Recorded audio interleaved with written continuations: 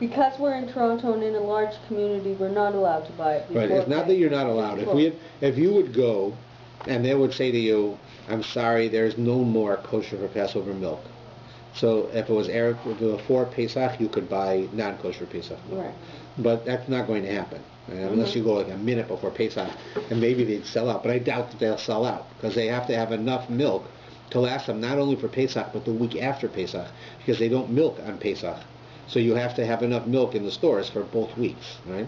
So it's going to be extremely rare that you'll find that they won't have the milk there. But if you would be in a city where they didn't have it, that's what people have relied on for a couple generations already. And the fact that it's bottle, if you purchase it before Pesach, the vitamin D becomes bottle. And since milk is a necessity, especially for children, so then you're allowed to do it. But today, really in our community, we should not only buy kosher milk, but we should buy Chalav Yisrael milk. It's really preferable. And certainly kosher for Passover.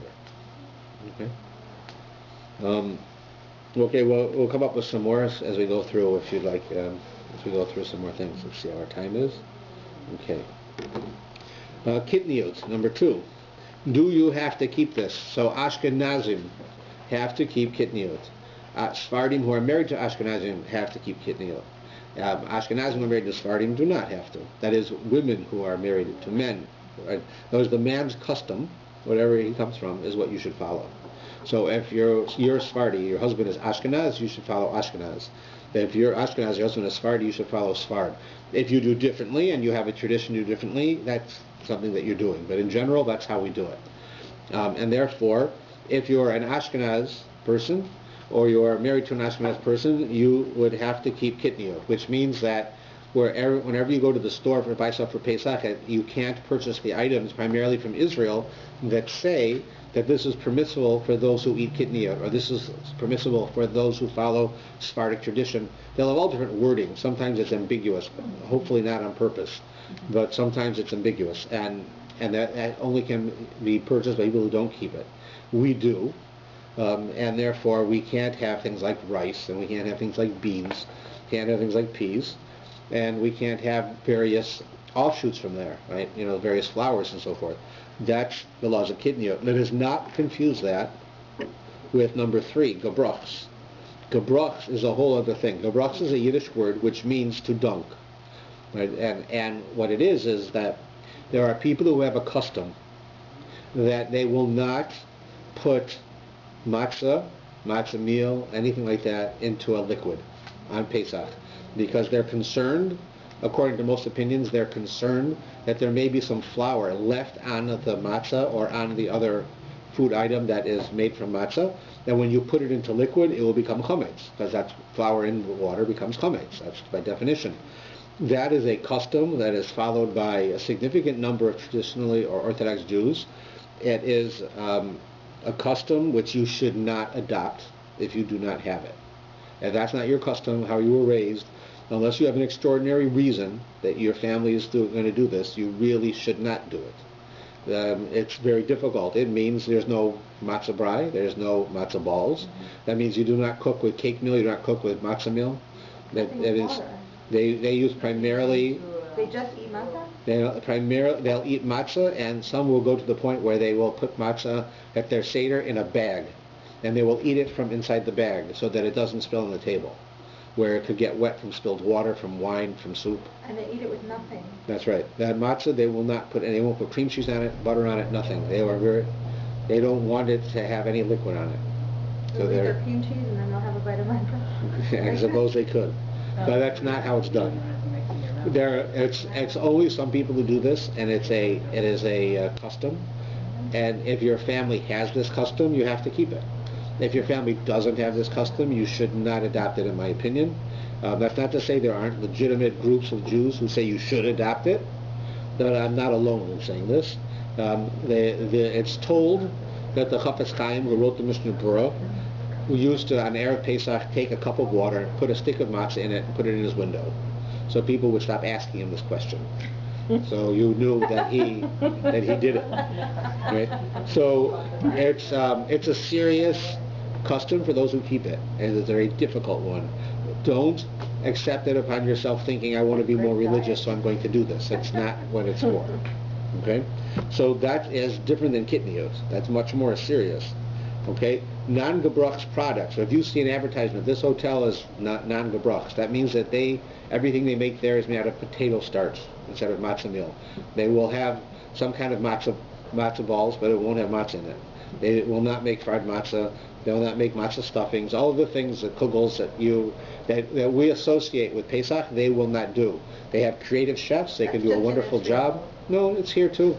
Most of the kosher hotels, if you go to a kosher hotel, are this way because they want everyone to be able to come. And very few people would say, I'm not going to go there for that reason because it's not that important. But for people but when the hotel doesn't do it, then people say, I can't go because I follow this custom. So most of them do follow the custom, and they have to be very creative in how they do things, and the chefs are. So, like I said, what no matzah brai, what no matzah balls, that's true, you have none of that. That's like in the home of Chabad, people from Lubavitch. They do not, and they're very serious, do not allow things to dunk. They are very strict about gebrachs up until the end of Pesach, and they do have a custom among many of the women when they get married. They sew these bags that I mentioned to you. That's very, very beautiful bags which they put on their table at the Seder. Then there's matzah inside, and when you do the mitzvah of eating matzah, you eat it from inside this bag, and you just take pieces into your mouth. And that's their custom, and they have a significance to it. They have a good reason for it. It's a wonderful custom, but it's not our custom, and therefore you shouldn't do it. So, like taking eggs, because egg is like frying matzah, that wouldn't be allowed in the custom. Wow. How does it make a hummus sauce, according to what makes when you add liquid to flour, it makes hummus, right? So there might be liquid on the matzah. I mean, it might be flour on the matzah, because it could have a dusting of flour on it, so they don't want it to go in. So if it's possible, it's not possible, it's probable, not probable, it doesn't really matter. It's a custom. The customs of Jews are significant, and there's good reasons for them, but it's not our custom. And I strongly suggest you don't adopt it unless you marry someone who has that custom. Primarily does that go by Hungarian the and Polish husband Jews. as well?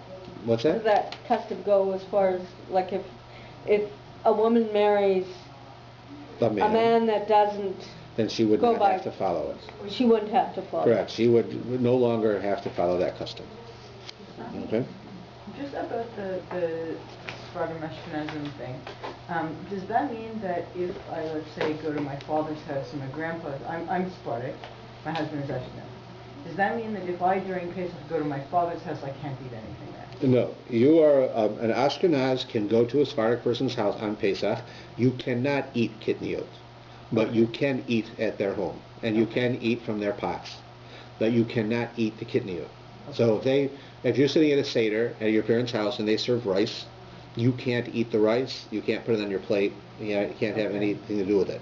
But if they cooked rice in this pot yesterday and today they're making the chicken in it, you could eat the chicken. Okay. But not if there's rice with it. Right? So that's it. So you are allowed to, so like we have members here who are Sephardic, you're allowed to go to their homes on Pesach, it's not a problem, there's nothing wrong with it, but you are not allowed to eat kitniyot yourselves. Yes? Yeah, I was also starting marrying an Ashkenazi. Where do you have the whole list of kitniyot? Because in my family we don't eat rice anyway, but we were eating fava beans or like specific beans. So they all kitniyot? Correct. All. And corn is kitniyot too? Yes. Okay. But do I have a way I could read a list somewhere? Yeah, if you look on a number of the kosher certifiers, the Star K has an excellent website where they have many articles, including one about explaining kitniyot, specifically on that topic. It's an excellent explanation, tells you what is kitniyot, why it's kitniyot. I mean, some of it we touched on, but it goes into more depth. It's called Star K. Just Google Star K, kosher. It's the Baltimore certifiers of kosher in their city. And there was I believe McDonald's was sued by some people that were purchasing vegetarian food from them, and it turned out it wasn't vegetarian, and it wasn't really meat, but there was, I guess, meat or meat byproducts in it, so they got sued, and part of the result was they had to give money to organizations that dealt with food, things with food. So the Star K happened to be one of the Jewish organizations that got funding from them in order to build up their website. And they did. And so they have a wonderful website that has information on every area of kosher, from checking for bugs to cleaning your house for Pesach. Everything. It's better than having a rabbi there. It's got everything you need at 2 o'clock in the morning. Okay? Let's see, how are we doing? Okay. Matzah and wine. Okay, so the two issues with matzah and wine are really shmura matzah and boiled wine. What does that mean? So when you go to the store and you see matzah, there are all kinds of matzah. Not just brands, but there's actual different kinds of matzah. And I don't mean Sephardic Ashkenaz matzah, but I mean there are different types. For instance, you walk into the store, 99 cents or $1.10, $1.20 for a pound of matzah. Manischewitz, Streitz, Carmel, Dan. This is regular matzah. It's as long as it says kosher for Passover, it's kosher for Passover. Not all matzah is kosher for Passover. Now, there are lots of matzahs during the year that are not. But as long as it says it is, that's kosher for Passover.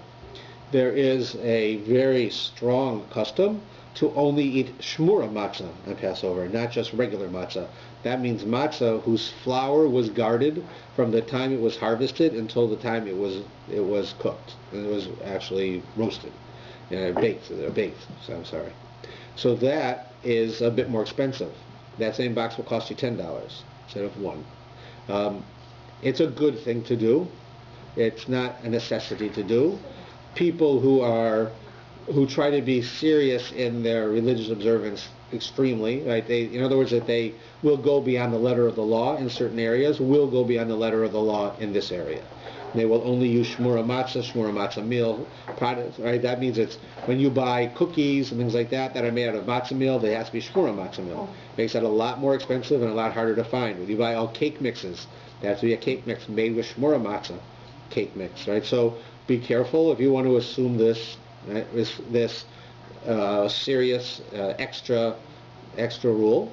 It's a good thing to do, but you realize it will prohibit you from doing certain things. Okay, that's shmura matzah. There is then, after you have regular matzah, then shmura matzah. I was just referring to shmura machine-made matzah. Then you have what's called shmura hand matzah, and that's what you'll see in many of the stores. Anywhere from, I guess, $20 to $30. I guess I haven't seen the prices yet this year. That matzah is made by hand. It is not made with a machine, and it is all made with shmura matzah. It is the most expensive of the matzahs. It is really important to use that matzah at the Seder. When you have the mitzvah of matzah, to eat matzah, you should use that matzah. Any other time that you want to be strict and use that matzah, you should be blessed and do so. But you don't have to. Comes in from Borough Park. You can, or they have it. Montreal makes it. There's all different places that make it, and you can. When you go into any of the stores, right, like Israel's and these places, they'll all have it, and I have never come across one that wasn't good, that wasn't kosher. But they all have it. There's people who sell in Sobeys, they have it, in all different places they have it. Lubavitch does. We sell it here. We make an arrangement with the Israel source where we get it discounted, and all of our friends and members can purchase it from us, and you pay less than the public, and we get a profit as well. That'll probably be available by the end of this week. How much is that for you? We haven't worked that out yet. I'll probably know tomorrow. But you can go pretty much to Chabad, gets it, Chat sells it, the Associated sells it, Nativot sells it. It's a very easy fundraiser. A lot of people sell it. There's a significant profit involved. So but you should buy it at least for the Seders. It's nice to use all year. I myself use it all week on Passover, but I will eat items that are made otherwise. But actually eating matzah, I only eat that myself. And so it's a good thing to do, but not necessary. But at the Seders, you should really do it. There's rules how much you need and so forth. We can deal with later if you'd like. So that's matzah. Now, people ask about different kinds of matzah. Whole wheat matzah is 100% acceptable. Spelt matzah is 100% acceptable. They're 100% good. Oat matzah is also 100% acceptable, but they're very expensive. Spelt and oat matzah will be anywhere from 2 to 3 times more expensive than the handmade wheat matzah, even the whole wheat matzah.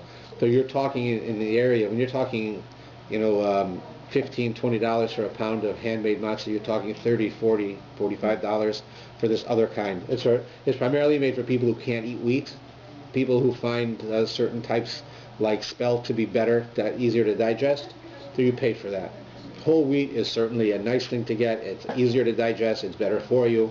If you want to get it, it's a wonderful thing to do. You don't have to, but if you want to, you can. And the prices are usually the same or a small amount more.